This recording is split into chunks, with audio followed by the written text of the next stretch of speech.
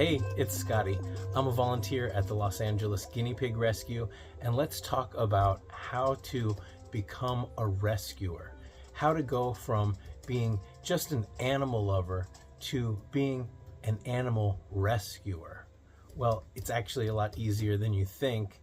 In fact, all you really need is an extra cage, and you can adopt a piggy from your local rescue or shelter. Boom, done. You're a rescuer. But there definitely is a lot more to it than that, and you can go as deep as you want. But let's talk about the problem real quick. Shelters are full. Animals of all types are being abandoned everywhere in the most ridiculous and horrible situations, from left on trails, left out in the wilderness. They are left in boxes on the side of the road, and they are found in the trash, in dumpsters, and just the list goes on and on. Not to mention just the regular need that we've had for years of people who just can't take care of their animals anymore for various reasons. There's always emergencies and tragedies, and for that reason, rescue shelters and the need to save and help animals, it's just always going to be with us. So like I said, it's really easy to become a rescuer. If you want to rescue guinea pigs, then, and if you have rescue guinea pigs, then you really, in your heart, you already are a rescuer. But the demand and the need and the problem is growing. So how do you step up? How can we all step up to meet that demand and that challenge? Like I said, set up an extra cage, adopt or foster another guinea pig or any animal. Whatever animal is in your heart, that is an animal that you can work towards helping this problem, because every animal that can be bought and sold as a pet that you find in pet shops or where there's backyard breeders, all those animals, there are tons of them that need help, that are being dumped, and the shelters are full of them. I mean, if you set up a turtle pond, there are so many unwanted turtles at local shelters. If you have an extra aquarium, you can find fish on your local, Craigslist, Nextdoor, and Facebook marketplace. People are always looking to rehome every and any type of animal, whether it's feathers, fins, scales, or whatever. Another good piece of advice is keep a small carrier in your car at all times, but reach out to your local shelter, reach out to your local rescue, and ask them how you can help. And fostering and adopting is not the only way that you can help. You can just reach out to your local shelter, your rescue, and ask them what they need, whether it's donating towels or newspapers, or there's a number of items that they use and need all the time. Many of these rescues have wish lists, but you don't just have to give things. Of course, you could always give money, and rescues are always in need of funds, because there are always unexpected vet bills.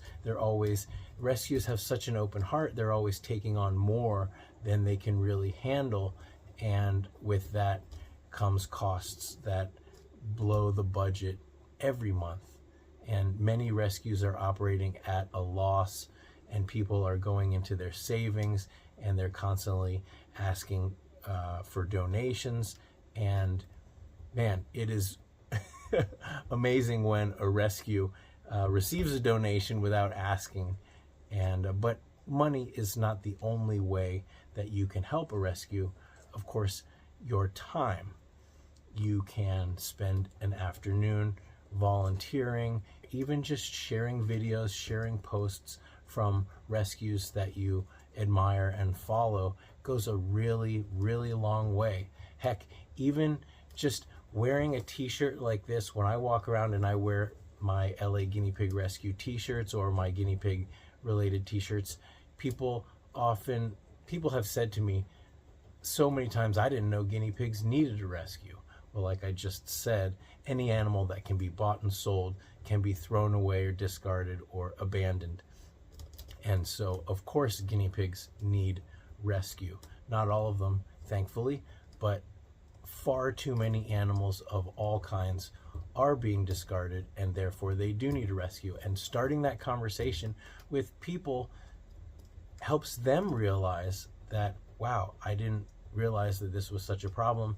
And then exponentially, the desire to rescue, to foster, to adopt, it grows exponentially. So even just sharing this information, even just wearing a t-shirt goes a long, long way to raising awareness of the problem, because many of us, we've got a lot going on in our lives, and sometimes we're in this fight or flight crisis mode, and we feel like we don't have the time, we don't have the money, we don't have the bandwidth, the mental space to think about anyone but ourselves. And especially, you know, when it comes to small animals, yes, guinea pigs are a lot of work, but you set up a cage, you know, 8 to 10 square feet in your home, and 5-10 minutes a day, fill a water bottle, you know, put some fresh hay down and fill a bowl of pellets, pick them up for a few minutes. The lives that these animals are living in the shelters is not ideal, but of course we depend on these shelters, because without the shelters there would be nowhere for these animals to go while they're waiting to either get into a rescue or to find their forever home, a special family that is going to take care of them. And you'd be surprised, you actually do have the resources to make a huge difference in 1 or 2 lives. And I know the evidence behind me is that once you start, you'll want to do more and more. And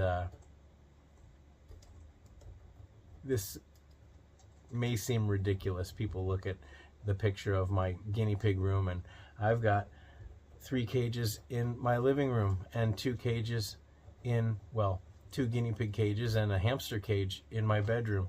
And it is a little crazy, but it's a good kind of crazy, right? I just can't turn my back. I would have loved that every animal that I rescued from a shelter I was able to place at the rescue, but the need just kept growing and growing, and my fosters are safe here. And if we get to a point where there isn't a daily deluge of animals in need, where there aren't multiple requests for rehoming, and there aren't emergency calls of animals being found in parks, on the side of the road, running in the bushes behind someone's home or apartment, then maybe these guys can get in line to be adopted. But for now, they're safe, and this is how much I can do. And so I just want to put that out there and ask, how much can you do? So on my website, scottiesanimals.com, I have a worldwide rescue list. At the top, there are links to Pet Finder and Guinea Pig Finder. And these are resources where you can find guinea pigs and other animals of all kinds that need homes, that are in the rescue system and in the shelter system. And so you can find them. You can search by type of animal, you can search by distance, and it's a really great resource. My worldwide rescue list also has rescues that have been recommended to me all around the world, all across the country and all around the world. And maybe there is a rescue near you, and maybe you can just reach out. Just reach out, send them an email, give them a call, look on the websites that they have. Many rescues often have how you can help. They have a page, whether it's they're a rescue that does fostering, or whether there is a link to their Amazon wish list, or they have an open house coming up. There's so many ways that you can help. There's so many ways that you can connect with them, and it is easier than you think. So I encourage you to figure out what these rescues, these shelters need, and do it. I know from experience that you'll never regret saving a life. You'll never regret stepping up and giving your time, giving a donation, taking some time. And what a relief it is when there are so many things that we are powerless to change in this world. But when you get into rescue, you'll realize that you have a lot of power to change individual lives for the better. And it's not just animals, it's people too. Many people are in difficult situations, and you can help them. And to take 5 minutes, 10 minutes, an hour, a couple hours an afternoon out of your day where you're focusing on yourself and all your issues and saying, hey, I'm not a perfect person, but I still have the power to help others. You don't have to wait until you've got everything together to start helping others. And because if that was the case, we would never get there.